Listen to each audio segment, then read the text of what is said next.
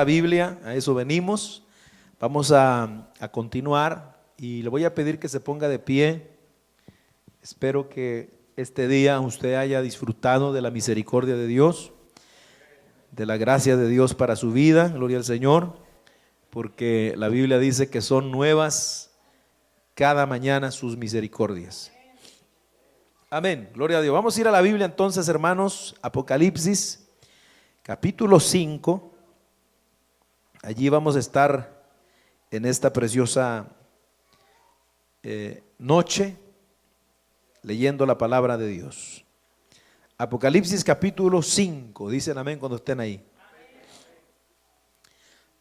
Vamos a leer, hermano, desde el versículo 1 y vamos a parar en el versículo 4. Dice la Biblia de la siguiente manera: en el nombre del Padre y del Hijo y del Espíritu Santo. Y vi en la mano derecha del que estaba sentado en el trono un libro escrito por dentro y por fuera y sellado con 7 sellos.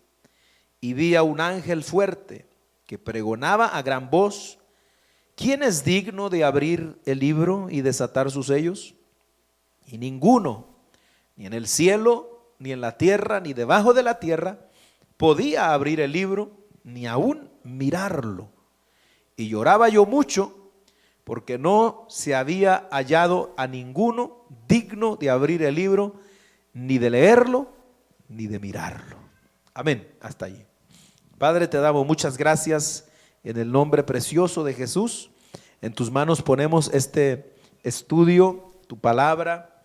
Te rogamos que tú ilumines nuestras mentes, nuestros corazones, de tal manera, Padre bueno, que podamos todos los que nos hemos hecho presentes en esta noche poder recibir la enseñanza de tu palabra. Gracias te damos en el nombre de Cristo.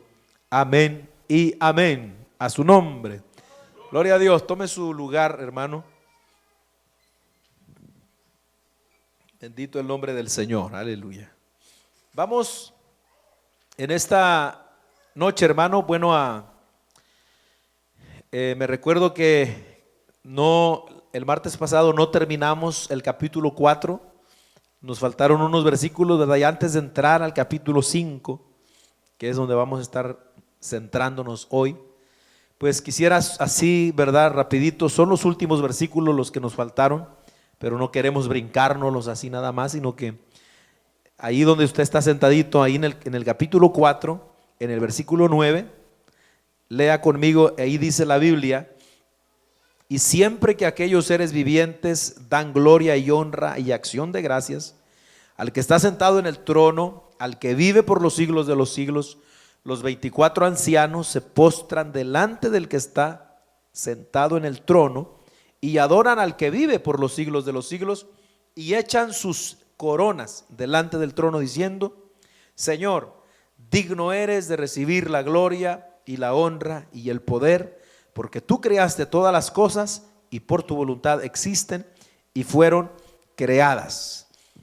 sea, estos últimos versículos del capítulo 4 que estuvimos considerando el martes pasado, pues son, digamos, la culminación del capítulo y también donde nos habla, digamos, en esa visión que Juan está mirando acerca del trono de Dios, que prácticamente todo el capítulo 4 fue que hablamos de este trono que Juan está mirando en el cielo. Acuérdese, desde el capítulo 4 y ahorita que entramos al capítulo 5, la visión que Juan está teniendo o la revelación que se le está dándosele en el cielo.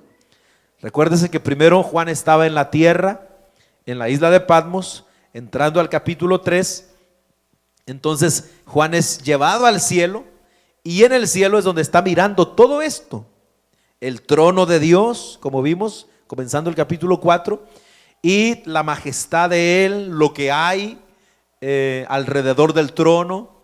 Ya vimos lo que es los 24 ancianos que Juan vio alrededor del trono de Dios, los 4 seres vivientes que ya explicamos también, lo que representan los 24 ancianos y los 4 seres vivientes, o los querubines, como también pudimos identificar a través de la Biblia que son esos seres vivientes con alas, llenos de ojos.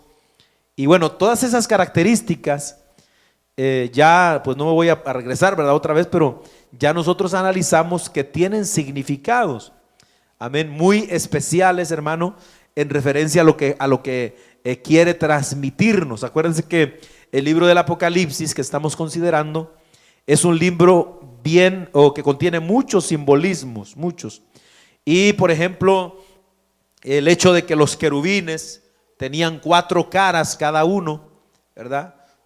Cara de hombre, cara de león, cara de buey y cara de águila. Entonces uno, como vimos, ¿verdad? Pues es algo hasta cierto punto, hermano, perturbador. Si usted ve algo así literalmente, pues es algo, se puede uno pensar terrenalmente feo, ¿verdad? ¿O qué es eso? Pero vimos entonces que eso simboliza algo. Y dijimos que por ejemplo los 4 rostros que tenían los querubines son una representación de la creación, y a la vez también hay quienes piensan que es una representación de Jesús, como se menciona en los 4 evangelios. Amén. Entonces estamos allí ahorita terminando prácticamente lo que Juan vio en el capítulo 4 para poder entrar al 5, y lo único que quiero, hermano, que notemos ahí es cómo en estos últimos versículos esa escena de adoración que estuvimos mirando, que se rinde al que está sentado en el trono, es decir, a Dios el Padre, se hizo al final del capítulo 4 más todavía, hermano, más excelsa, más grandiosa. ¿Por qué? Bueno, hermano, porque a esa, digamos, proclamación que hacían los querubines, ¿se acuerdan qué es lo que decían los querubines? Santo, santo, santo. Amén. Y vimos que los querubines, ellos proclamaban la gloria de Dios, pero a esa proclamación, hermano, de la santidad de Dios y de gloria, ahora nos dice, hermano, que siempre que los querubines dicen eso, es decir, dan gloria y honra, como dice el versículo que estamos considerando aquí, los últimos versículos, entonces dice, hermano, que los 24 ancianos, que ya vimos que son una representación de la iglesia. Acuérdense, los 24 ancianos son una representación de la iglesia. Cada vez que ellos dicen santo, santo, santo, entonces los 24 ancianos dice que se postran, hermano, delante del que está sentado en el trono y adoran al que vive por los siglos de los siglos, y dice que echan sus coronas delante de Dios. Y esto, ¿verdad? No quisimos dejarlo pasar por alto porque también es algo bien importante, hermano, porque acuérdese, estamos viendo una escena de adoración en el cielo, para allá, para donde vamos nosotros. O sea, que todos aquellos que tenemos interés de ir allá, tenemos que tener interés de saber lo que sucede allá, hermano. Haga de cuenta que aquí nosotros estamos preparando nada más, pero fíjese, ¿por qué decimos que se hace más excelsa? Siempre, amén, significa que esto va a ser continuamente, que va a estar glorificando hacia Dios, y continuamente la iglesia va a estar arrojando sus coronas delante de Dios. Entonces, vemos que hacen 3 cosas, por ejemplo, los ancianos. ¿Qué hacen? Se postran. Cuando usted lee en la Biblia la palabra se postran, literalmente quiere decir que se tiran delante de Dios. Y hay traducciones que dicen besan los pies. O sea, postrarse delante de Dios es besar sus pies. Eso es postrarse, o sea, en el sentido literal de la palabra. Es como lo que hizo aquella mujer, ¿se acuerdan? Que llegó donde Jesús estaba en la casa del fariseo Simón. Y aquella mujer llegó y sin decir ni una palabra, dice la Biblia que empezó, hermano, a adorar a Dios. ¿Y qué era lo que hacía la mujer? Con sus lágrimas regaba sus pies y los besaba. Y con perfume, hermano, los ungía. Amén. Eso es postrarse delante de Dios. Entonces, eso lo hacen los ancianos. Y dice, hermano, que también dice adoran, es decir, besan prácticamente al que vive por los siglos de los siglos y echan sus coronas. Esto es lo que quería yo que trajéramos a memoria nada más. Dice, entonces al tomar en consideración esto, hermano, que les estoy diciendo, de que los ancianos representan a la iglesia, que es arrebatada al cielo ante la presencia de Dios, podemos entonces imaginarnos la clase de adoración que nosotros rendiremos ante nuestro Creador. Aunque tengamos tronos, porque los ancianos estaban sentados en 24 tronos, tenían coronas en la cabeza, tenían ropas, vestiduras blancas. Aunque la iglesia en el cielo, hermano, tengamos tronos, tengamos coronas por haber salido vencedores, porque la palabra corona es esa corona, hermano, que es de las personas que son vencedoras. Hay dos palabras en la Biblia para hablar de coronas, amén. Una es para hablar de una corona de rey y otra es esta que se usa aquí, que es la palabra Stéphanos. De ahí es donde viene el nombre, por ejemplo, Stephanie, digamos, que significa corona, amén. Y eso prácticamente es, hermano, una corona de alguien que ha vencido, como los atletas que se coronaban anteriormente, una coronita de hojas.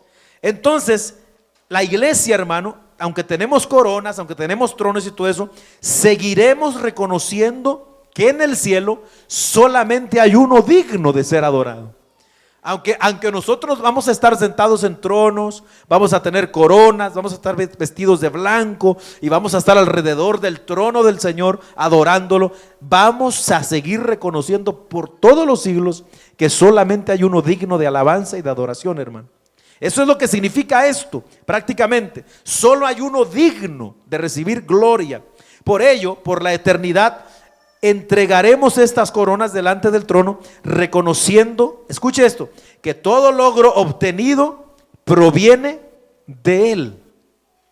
Es decir, todo lo que la iglesia recibe, hermano, de galardón, las coronas, los galardones que el Señor va a dar, todo lo que la iglesia tenga, vamos a reconocer, hermano, con este acto de en la eternidad postrarnos y arrojar las coronas. Haga de cuenta que estamos arrojando todo lo que el Señor nos dio delante de Él y diciéndole: Señor, prácticamente nosotros no lo merecemos. Todo esto es tuyo, Señor. Eso es lo que nos quiere transmitir esto. Amén, que cuando estemos en el cielo y entonces, hermano, se proclame la santidad y la gloria de Dios, la iglesia vamos a adorarlo tirando nuestras coronas, como diciendo: Señor, solo tú eres el que mereces todo el honor y el reconocimiento. Esto nosotros no lo merecíamos, pero tú nos lo quisiste dar. Pero ten, Señor, es tuyo. ¿Cuánto alaban a Dios, hermano?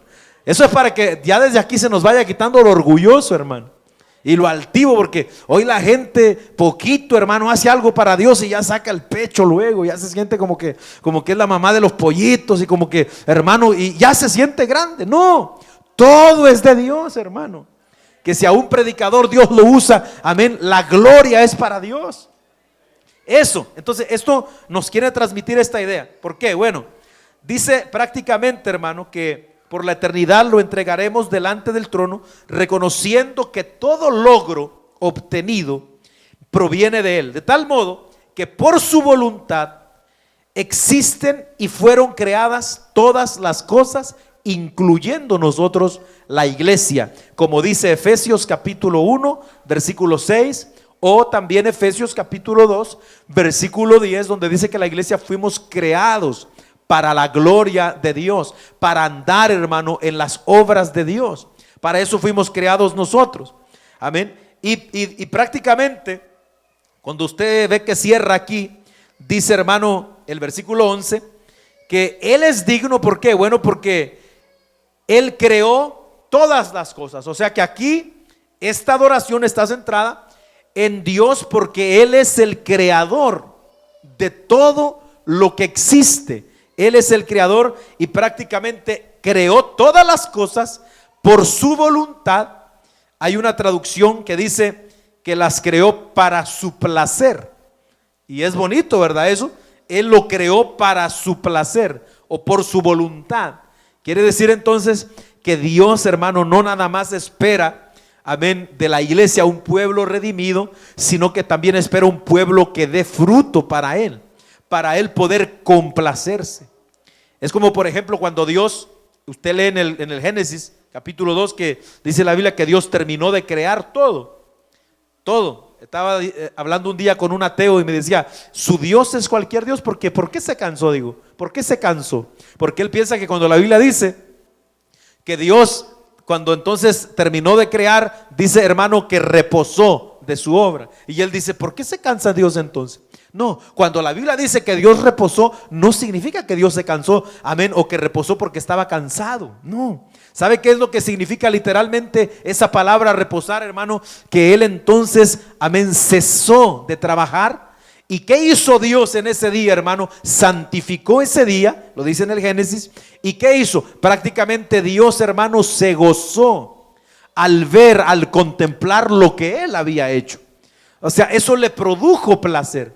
Cada vez que Dios ve a la iglesia reunida, o a la iglesia en medio del mundo glorificando a Dios, eso le complace a Dios.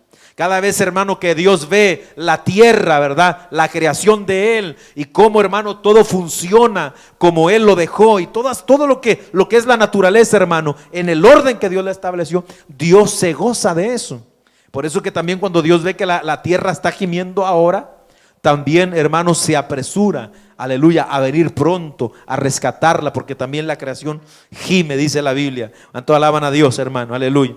Entonces, esto es algo, hermano, que dije yo, vamos a verlo rapidito, porque tenemos que reconocer, hermano, que como dice Pablo en 1 Corintios capítulo 15 y versículo 10, dice Pablo que por la gracia de Él y solo de Él somos lo que somos y seremos lo que seremos. Es decir, Pablo decía, imagínense, Pablo, todo lo que hizo Pablo por la obra de Dios, todo, que todos los evangélicos de ahora, hermanos, misioneros, pastores, evangelistas, juntos creo que no le llegamos ni a la punta del dedo gordo al apóstol Pablo, hermano, con todo lo que el apóstol hizo para la gloria de Dios. Pero él dice, todo, dice Pablo, lo que yo soy, amén. Dice en otras palabras el apóstol Pablo, hermano, aleluya, es solo por Él. Solo por Él, por la gracia de Dios, soy lo que soy, dijo. Entonces, nosotros en el cielo, cuando estemos allá, vamos a hacer lo que vamos a hacer allá por la gracia de Dios, hermano. No se nos olvide eso. Por la pura gracia de Dios. Porque si fuera por nuestros méritos, estuviéramos descalificados desde hace rato. Amén. Imagínense que Dios nos tomara puntaje por cómo nosotros actuamos, hermano. Amén. Imagínense que Dios nos vaya a dar las recompensas, hermano, aleluya, de la vida eterna por cómo nosotros, actuamos, hermano, aquí en la tierra y le servimos en cierta manera. ¿Usted se imagina las recompensas que tendríamos o lo que mereceríamos según lo que nosotros hacemos, hermano? En este sentido de que nosotros somos a veces, hermano, tan ineficaces en hacer la obra de Dios. A veces somos tan indiferentes, hermano. Amén. Entonces, por la pura gracia de Dios es que vamos a poder estar delante del trono de Dios. Nadie tiene algo que pueda decir, oh, yo me lo merezco, o yo voy a estar ahí porque yo me esforcé y hice aquí y hice allá. No, por la pura gracia de Dios, hermano, es que vamos a estar y a tener acceso a su presencia. Dice la Biblia en Romanos 11, versículo 36, porque de Él y por Él y para Él son todas las cosas. A Él sea la gloria por los siglos. A su nombre gloria. Aleluya. Así que, hermano, entonces esto, ¿verdad?, que está mencionando Juan aquí o que ve, seguramente cuando Juan está observando esto, entonces también él trae a la memoria, porque esto que vemos aquí de digamos, reyes postrándose ante alguien más grande, también era una práctica que había en el imperio romano.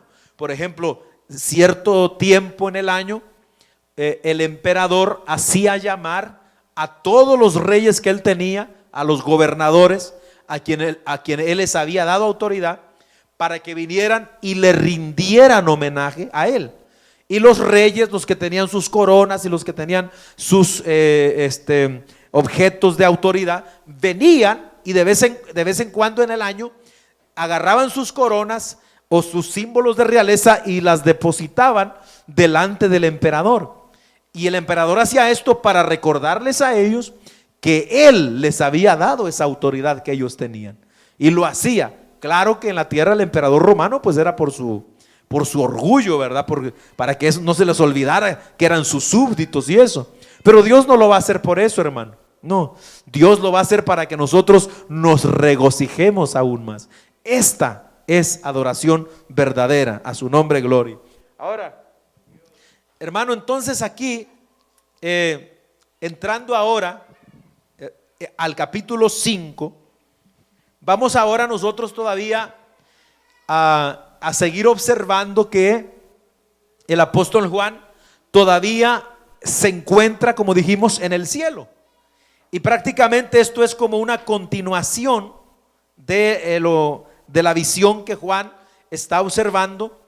Amén. Y vemos entonces acá, hermano, que ahora, mientras que en el capítulo 4 vemos que el centro de todo era el trono de Dios y lo que había alrededor del trono de Dios, ahora, hermanos, la mirada, el enfoque ahora del apóstol Juan y a donde nos lleva a nosotros a mirar también es, hermano, en lo que hay en la mano derecha de ese que está sentado en el trono. Ese personaje que está rodeado de ese arco iris y de esos seres angelicales y de esos, hermano, 24 ancianos que resplandece como piedras preciosas, todo eso. Ahora el enfoque de Juan está en lo que hay en la mano. Por eso el texto, el versículo primero dice: y vi en la mano derecha del que estaba sentado en el trono. Su atención se centra entonces en la mano derecha. Y cabe resaltar, en primer lugar, que cuando en la Biblia se habla de la mano derecha de Dios, se está refiriendo, hermanos, en la mayoría de los casos se está refiriendo a su poder. O sea, cuando usted oye hablar de la diestra de Dios, usted está entonces oyendo hablar de su poder, de su majestad, de su brazo poderoso. Por ejemplo, en Éxodo 15:6, cuando María y Moisés están cantando el cántico de victoria, habiendo salido de Egipto y viendo que Faraón se ahogó, o el ejército de Faraón se ahogó con caballo y todo. Entonces ellos cantan y dicen: la diestra de Jehová es poderosa, la diestra de Dios nos ha salvado, nos ha librado. ¿Qué significa la diestra? Ahí el poder de Dios. Alabado el Señor para siempre. También en el Salmo 98, versículo 1, vemos nosotros que la diestra significa poder. Entonces, tomando eso en cuenta, vemos aquí que hay algo en la mano derecha del que está sentado en el trono, y esto nos indica que lo que se encuentra en esa mano y que Juan está observando guarda relación con el poder y la autoridad divina. Es decir, ese libro que vamos a ver ahorita no es un libro cualquiera. Ese libro guarda una relación con el poder y la majestad de Dios. Y vamos a ver por qué. Porque este libro contiene algo, hermano, muy importante, y es lo que vamos a tratar de ir mirando, no hoy, porque nos vamos a llevar a alguna otra parte, ¿verdad? Pero vamos a irlo mirando poquito a poquito. Gloria al Señor. ¿Qué es lo que hay entonces en la mano derecha del que está sentado en el trono? Dice que hay un libro. Escuche, dice un libro escrito por dentro y por fuera y sellado con 7 sellos. Entonces es un libro el que está en su mano, y inmediatamente que leemos allí, pues nos damos cuenta que no era un libro cualquiera, hermanos. No, aunque existían libros ya similares a estos, no eran muy comunes, no. Pero ¿por qué decimos que no era un libro cualquiera? Porque era un libro, hermano, poco común. Un libro sellado con 7 sellos. Y ahora, aquí, hermano, aunque ya habían o existían algunos libros de este tipo que se llamaban opistógrafos, digamos en el griego, eran hoy transliterada la palabra a nuestro idioma se conoce como epistógrafo, es decir, libros. En aquellos tiempos los libros no eran como los libros que nosotros tenemos hoy, por supuesto, ¿verdad?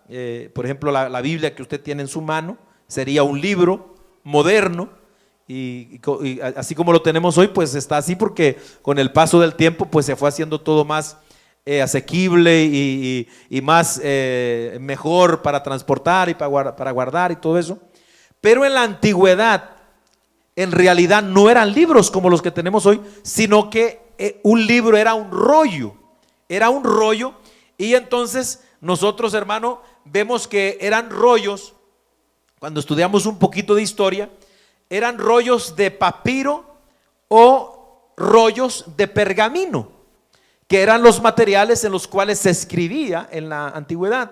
Me recuerdo que ya hablamos un poquito de eso cuando hablamos de la iglesia de Pérgamo, que era muy famosa esa ciudad porque ahí se fabricaba mucho el pergamino, y de ahí es donde viene su nombre de Pérgamo. Entonces eran rollos donde se escribía, y el material con que se hacían eran de papiro o de pergamino. El papiro era un material que se sacaba como unas plantas que se daban mayormente en Egipto, y de ahí se tallaban y se raspaban esas plantas que se llaman papiros, y entonces se entrelazaban, se entretejían y se hacía un papel, un rollo, o sea, para escribir. Ahí era donde se escribía, como antes no existía el papel como lo conocemos hoy. Entonces así se escribía. Otra material era el pergamino, que a diferencia del papiro, que el papiro, como les digo, era esa planta que crecía en el río Nilo y en la región de Egipto.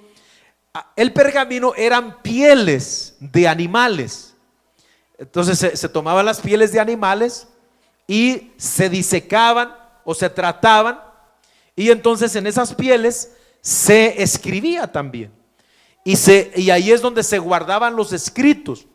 Y como a veces los escritos pues eran mucho, pues entonces se iba extendiendo y extendiendo, y para ellos poder hacer menos volumen y para poder transportarlos bien, pues entonces lo que hacían era que enrollaban esos pergaminos o esos papiros y los hacían un rollito.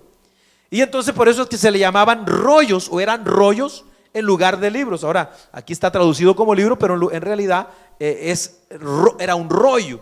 Ahora estos rollos podían llegar, según lo que estuve investigando, hasta de 10 metros de largo, o sea, dependiendo de lo que contuviera o de qué trataba. Hasta 10 metros de largo se enrollaban estos rollos, y más o menos unos 5 centímetros, que sería algo así, de espesor, de grosor, ¿verdad? Y entonces estos rollos se leían horizontalmente. Dicen los historiadores que se tomaban con la mano derecha, y entonces con la mano izquierda se extendían, y cuando se iba extendiendo, entonces la otra parte se iba enrollando para poder ir leyendo lo que estaba en ese rollo. Se estiraba, la otra se enrollaba y se iba leyendo, se estiraba y se iba, y así es que se leían. Después de las dos partes se enrollaban y se hacía. Y a esos rollos, después de que se escribían, cuando eran, por ejemplo, documentos oficiales, a lo mejor, no sé, del emperador o de un personaje importante, y los enviaban, entonces lo que hacían era que los amarraban con una cinta, y entonces para poder guardar la confiabilidad y la confidencia de ese libro, lo que hacían era que encima de la cinta del amarre le ponían un sello. Mayormente eran sellos de cera, que se los ponían allí, y encima le ponían un sello, ¿verdad? Que era digamos el anillo del emperador o del gobierno de la persona, el gobernador que lo enviaba, y entonces sobre la cera marcaban ese sello. Por lo regular, todos los rollos solo se sellaban con un sello. Por eso es que este rollo o este libro no era común, porque ¿cuántos tenía? 7 sellos. Por eso es que lo hacía un rollo no muy común, aunque como dije un momento atrás, ya había algunos ya de esos. Entonces, hermano, otras cosas, ¿verdad? Cuando nosotros ponemos un poquito en perspectiva nuestro libro, por ejemplo, del Apocalipsis, originalmente, así como lo que tenemos nosotros aquí en la Biblia, del libro del Apocalipsis, el libro del Apocalipsis llegaría a tener unos 3 metros de largo en esos rollos, o sea, escrito en esos rollos, unos 3 metros de largo, más o menos el contenido de todo el libro del Apocalipsis. Ahora, quiero que miremos también en la Biblia, para que vayamos teniendo más idea, donde se menciona otros pasajes donde vemos rollos similares o libros similares a esto. Y vamos a leer lo que dice Ezequiel capítulo 2, versículos 9. Ezequiel capítulo 2, versículo 9. Gloria a Dios. Vamos a pedirle aquí a los hermanos que nos ayuden. A ver, hermano Iván, ¿nos puede ayudar por favor? Ezequiel capítulo 2, versículo 9. Ezequiel capítulo 3, versículo 4, hermana Daisy. Y vamos a leer también Zacarías capítulo 5, versículo del 1 al 4. Alabado sea el nombre del Señor. Lo tenemos, hermanos. Dele entonces.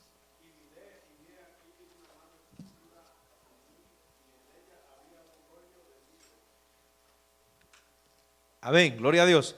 Que había ahí un rollo de libro. El siguiente, ¿sí? Que 3:4, Zacarías, Ezequiel 3:4, perdón.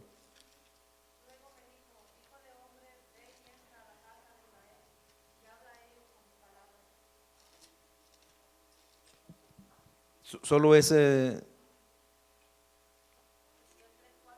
Ajá. Sí, se me hace que me faltó un versículo ahí. Siga leyendo ahí, hermano.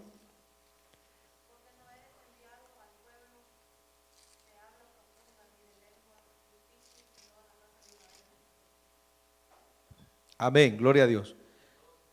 ¿Mande? El 3, sí, perdón, entonces lo apunté mal yo aquí, hermano. Es 3, 1 al 3, ¿verdad? Sí, 3, 1 al 3 es, perdón, hermano.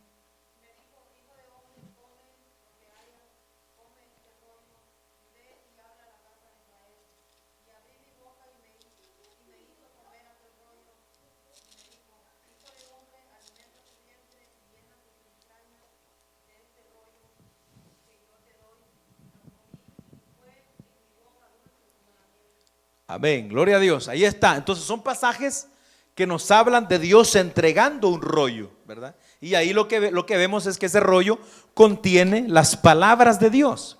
Ahora vamos a ver que hay algo similar en el rollo que estamos observando en el Apocalipsis, pero ahora vamos a leer Zacarías capítulo 5, versículo 1 al 4 también, y note lo que dice aquí.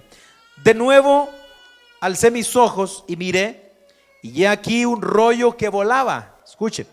Y me dijo, ¿qué ves? Y respondí, veo un rollo que vuela, que de 20 codos de largo y 10 codos de ancho. Entonces me dijo, esta es la maldición que sale sobre la faz de toda la tierra, porque todo aquel que hurta como está de un lado del rollo será destruido, y todo aquel que jura falsamente como está del otro lado del rollo será destruido. Yo la he hecho salir, dice Jehová de los ejércitos, y vendrá a la casa del ladrón y a la casa del que jura falsamente en mi nombre, y permanecerá en medio de su casa y la consumirá con sus maderas y sus piedras. Amén. Ahí está, ahí con más descripción, un rollo como el que estamos observando acá en el Apocalipsis, que está escrito por dentro y por fuera. Es decir, está escrito por los dos lados. Amén. También el que acabamos de contemplar aquí en Ezequiel. Entonces, hermano, al igual que esos rollos que contienen información, mayormente lo que acabamos de leer en Zacarías, este rollo vamos a mirar que contiene algo muy importante, que como dijimos, guarda relación con el poder y la autoridad de Dios. Pero antes de llegar ahí, este libro entonces, como estamos diciendo, contenía 7 sellos que lo hacían. ¿Quién se acuerda qué significa el número 7 en la Biblia? Perfección. Algo que está, hermano, completo, perfecto. Eso significa el número 7. Al ser un libro con 7 sellos, y ya nosotros al ver que los sellos eran para guardar en secreto lo que contenía, para guardar la privacidad o para guardar, hermano, la confiabilidad allí y que no se conociera, para eso era el sello. Al tener 7 sellos, nos está hablando de que este libro está perfectamente sellado. Está prácticamente, hermano, perfectamente sellado. Alabado el Señor. Entonces era la costumbre entonces que estos manuscritos importantes se aseguraran con un sello y como dijimos, verdad, por lo regular de cera. Ahora vemos que estos sellos eran con el fin de que solo las personas autorizadas legalmente, a quienes estaba dirigida aquella escritura, pudieran abrirla. No había nadie más que pudiera abrirla, sino solo las personas a quienes estaba dirigido ese contenido, y tenían la posibilidad legal de abrir el rollo. De ahí en fuera nadie más podría hacerlo. Aleluya. Prácticamente, hermano, era un secreto bien guardado que nadie podía saber. Un libro sellado en la Biblia era un secreto guardadísimo. Esto, la idea nos da Isaías 29:11, si usted lo gusta apuntar por ahí. Ahí nos habla, verdad, de que esto significa algo sumamente privado, que no se puede mirar. Ahora, no debemos nosotros pensar que los 7 sellos son 7 escritos diferentes, porque ya explicamos que la costumbre era, verdad, de que cada libro pues contenía un sello, pero no, este libro tiene 7 sellos. No son 7 rollos, sino que son 7 sellos en un rollo. Amén. Y prácticamente como contiene 7 sellos, al parecer, a lo largo de él, y cada uno de ellos, al ser roto, va a ir revelando su contenido. Hay algunos que, por ejemplo, ponen y piensan que los sellos, porque en realidad pues no puede haber una exactitud al hablar de esto, pero hay algunos que piensan que los sellos estaban puestos como así, ¿verdad? Se cerraba el rollo y se ponía 1, 2, 3, 4, 5, 6, 7, así, y se iba abriendo, ¿verdad? Y hay otros que piensan que en realidad los rollos estaban colocados en esta parte. Es decir, que se abría una parte se abría un sello y entonces se corría un pedazo del rollo y se encontraba el otro sello aquí abajo. Entonces al romperse ese otro sello se iba revelando otra parte. A mi entender, según lo que leemos en la escritura aquí, esta es la manera en que estaban colocados los sellos. Es decir, se abre un sello y se revela una parte del contenido del rollo. Y luego vamos a ver que se abre el segundo sello y otra parte de lo que hay escrito se va revelando. Y así sucesivamente hasta que se revela el contenido completo del rollo. Ahora, ¿qué es? ¿Qué es lo que contiene este libro? ¿Qué es tan importante como para estar perfectamente sellado? Y bueno, aquí tenemos que ser claros, ¿verdad? Y sinceros. En la Biblia no hay ninguna mención sobre el contenido del rollo. Es decir, no hay un pasaje, ¿verdad?, que nos diga explícitamente, miren, esto es lo que contiene el rollo y esto y esto y esto, sino que nosotros vamos a descubrirlo, ¿verdad?, conforme lo vamos a ir mirando en la Biblia. Y por supuesto, nosotros, hermano, no vamos a andar con especulaciones, ¿verdad?, sino que vamos nosotros a irlo mirando con la Biblia, que es lo que vamos a ver más adelante, es el contenido que había en este rollo. Amén. Y no vamos nosotros a estar como, por ejemplo, hay mucha gente que hay años y años, hermano, de peleas teológicas y argumentos para decir qué es lo que realmente contiene el rollo, qué significa, qué es lo que significa esto, qué trae, qué Dios nos quiere decir, será en realidad, qué es. Entonces vamos nosotros a mirarlo eso, hermano, poco a poco. Bendito el nombre del Señor, aleluya. Entonces hay quienes piensan, vamos a ver que hay quienes piensan que este libro es una especie de testamento que contiene la voluntad de Dios para el mundo. Escuche, hay eruditos bíblicos que piensan que el rollo del libro es una especie de testamento que contiene la voluntad de Dios para el mundo. Esto se basa en las costumbres romanas que señalan que los testamentos eran sellados por 7 testigos y para validarlos y para poder ser leídos. O sea, en la costumbre romana, cuando una persona ya sentía que se iba a morir y entonces hacía su testamento, por lo regular dice la historia que lo hacían en un rollo y lo sellaban, y había 7 testigos que cada uno ponía su rollo a la hora de su sello. A la hora de que se iba a leer el testamento, los testigos tenían que estar presentes para poder abrir cada uno su sello, y así que se leyera el testamento. Eso estaba en la costumbre romana. Por eso es que hay quienes piensan que es un testamento de Dios que contiene la voluntad de Dios para el mundo.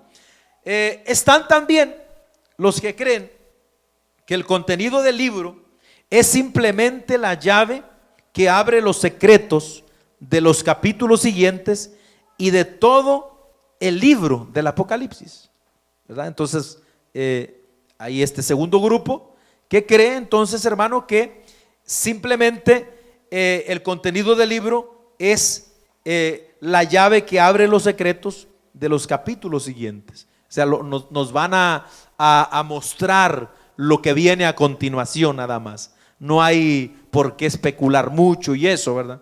Entonces, y hay una tercera interpretación de lo que puede significar el libro y su contenido. Y hay otros que ven el libro como un título de propiedad. Y esto me pareció interesante. ¿Por qué? Bueno, este título de propiedad demostraría que la tierra y todo lo que hay en ella le pertenecen solo a Dios y no al diablo. Escuche eso, sería como un título de propiedad que del Padre se le está traspasando a Jesús, el Hijo. Y dándonos a entender que aunque Satanás se considera o es, porque la Biblia dice que es el príncipe de este mundo y el Dios de este siglo, en realidad al final, como estamos viendo aquí el libro del Apocalipsis, el final de la historia de la humanidad, ahí se va a demostrar que el mundo, la tierra y todo lo que hay en ella no es del diablo, sino que es de Cristo Jesús. Ahora, ¿por qué un título de propiedad? ¿Sabe de dónde se saca esta idea? Esta idea se basa en una antigua práctica judía llamada el derecho de redención. Gloria a Dios. ¿Cuál es ese derecho? Yo sé que usted ya lo ha estudiado, en algún momento lo hemos estudiado, pero por ejemplo, cuando hablamos de la ley de la redención en la Biblia, esta se aplicaba tanto a un hombre que moría sin dejar hijos, se le podía redimir a este hombre perpetuando su nombre y sus tierras, casándose con su señora, ¿verdad? O sea, por ejemplo, había una familia, moría el hombre sin dejar hijos, el hermano de ese hombre tenía que casarse con la señora de él. ¿Para qué? Para que su hermano que murió pudiera tener descendencia y que su nombre permaneciera ahí. Entonces lo que hacía era redimir el nombre de ese hombre que falleció sin dejar descendencia. Eso se encuentra en Ruth, por ejemplo, capítulo 4, versículo 1 al 12. Usted sabe la historia de Ruth. También la ley de la redención, de la misma manera, nos dice que se podían redimir, por ejemplo, las tierras perdidas a causa de la necesidad.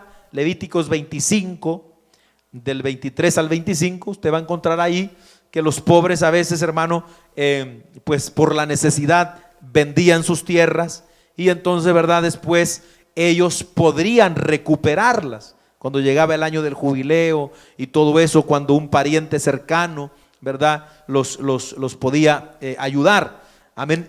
Y digamos, un pariente cercano venía y pagaba la deuda, porque si la persona era tan pobre, entonces incluso tenía que venderse como esclavo al que le debía para poderle pagar. Pero la ley de redención decía que si un pariente cercano lo ayudaba, entonces compraba y pagaba la deuda, entonces podía ese hombre salir libre por esta causa, ¿verdad? Eso era la ley de redención.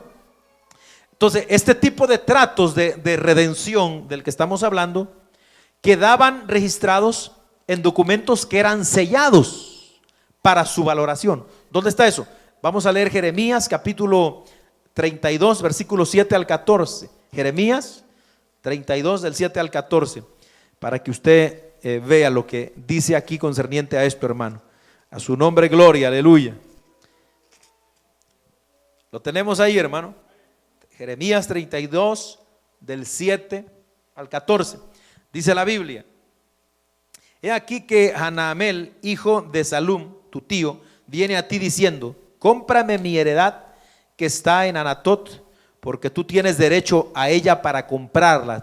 Jeremías aquí es el pariente cercano de este hombre que se llama Hanamael, y le dice: cómprame mi heredad porque tú tienes el derecho para comprarla. Y vino a mí, verso 8, Hanamel, hijo de mi tío, conforme a la palabra de Jehová, al patio de la cárcel, y me dijo: compra ahora mi heredad que está en Anatot, en tierra de Benjamín, porque tuyo es el derecho de herencia y a ti corresponde el rescate, cómprala para ti.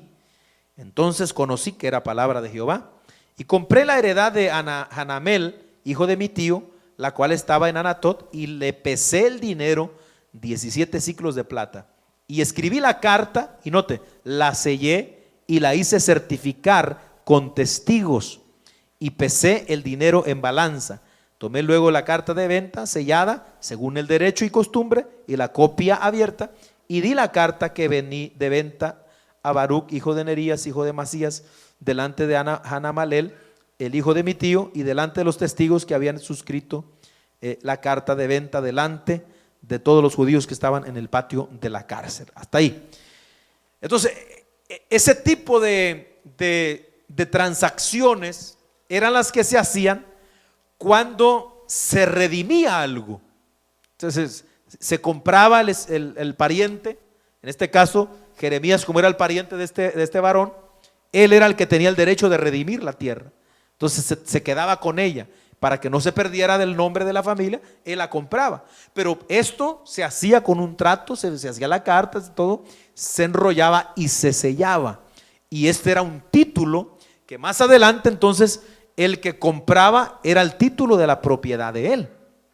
Por eso hay quienes creen que este libro, en la mano del Padre, es, hermano, un título. ¿Por qué? Porque basan, hermano, esto en la obra de redención que Cristo Jesús hizo por nosotros.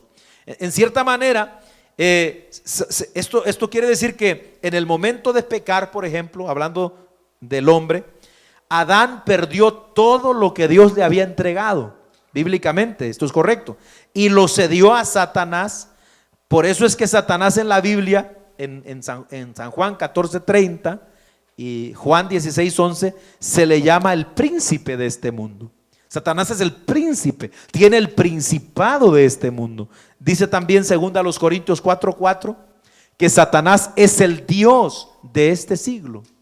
O sea, que ahorita la tierra, el mundo, está en control de Satanás, está en control del diablo. Por eso es que pasa lo que pasa y vemos lo que vemos, porque todo prácticamente está, dice la Biblia, bajo el maligno. Todo. Si solo es que el diablo no ha hecho pedazos esto, porque aquí estamos nosotros todavía, hermano, porque aquí está la iglesia, porque aquí está el Espíritu Santo. Pero inmediatamente que la iglesia nos vayamos y el Espíritu Santo se ha quitado, ahí es que aparece el anticristo, como lo vamos a ver, y es donde va a venir, hermano, todo lo que va a suceder en los juicios de Dios que van a venir.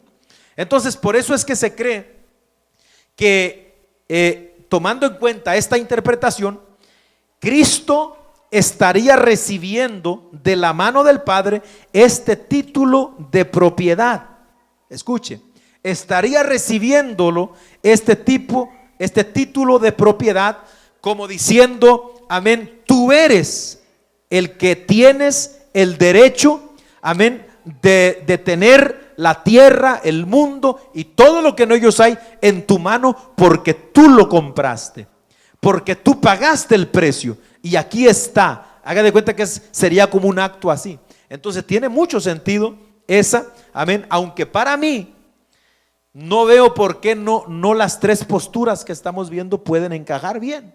Por ejemplo, yo me puse a pensar en esas tres posturas y hallo, hermano, que podemos, hermano, muy bien entonces relacionar esto y podríamos entender entonces que este libro que se encuentra en la mano derecha de Dios el Padre contiene la descripción de la historia completa de la humanidad hasta la consumación de todas las cosas.